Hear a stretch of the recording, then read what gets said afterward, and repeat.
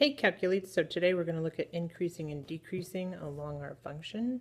And simply by definition, a function is increasing if the smaller x value goes with the smaller y value, and then the larger x value goes with the larger x value. So if you look down here at this second drawing that I gave you, so here's my smaller x value on the left, but it also matches with my lower y value, and the larger x value matches with the larger y value, so therefore in that part of the curve I'm increasing.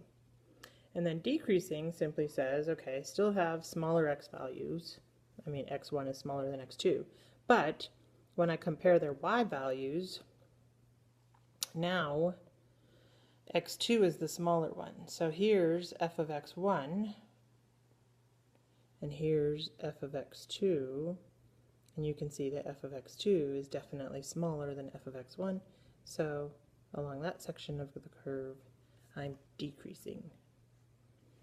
So I'm going to test it, and you've already looked at finding the tangent value, or where the tangent line is touching my curve when it's turning around at those turnaround points, because I know the slope of the tangent is 0.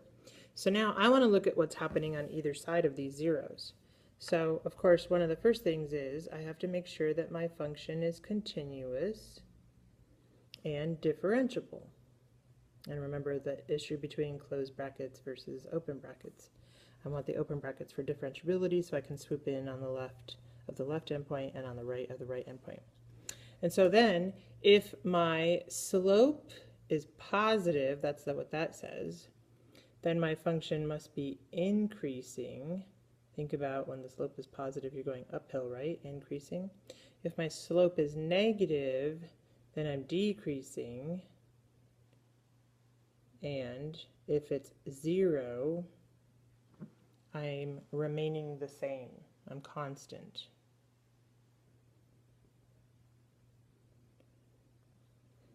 Okay, so in order to figure out increasing and decreasing, well, the first thing I need to know is, where is it 0? Because that's going to tell me the turnaround point. And then I can look to the left and right of that turnaround point to see what's happening on either side of it. So of course the first thing I want to do is take the derivative, and then I'll set it equal to 0. Oops. So I finished solving it for you, but I'm sure that you could do that by yourself.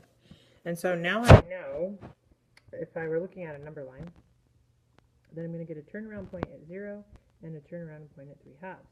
So what I'm more interested in now is what's happening to the left of 0, what's happening in between them, and what's happening to the right. So I'm going to break this up into 3 sections. Okay, so I'm going to check the slope, since that's really what I'm interested in, is what's happening with the slope. So the numbers that I test, I want to test in my slope. So I could do anything between negative infinity and 0, right? That's this entire region. So I'm going to plug in -1. And all I really need to know is the slope positive or negative? So if I plug in -1, the first term will be negative, the second term will be a -6.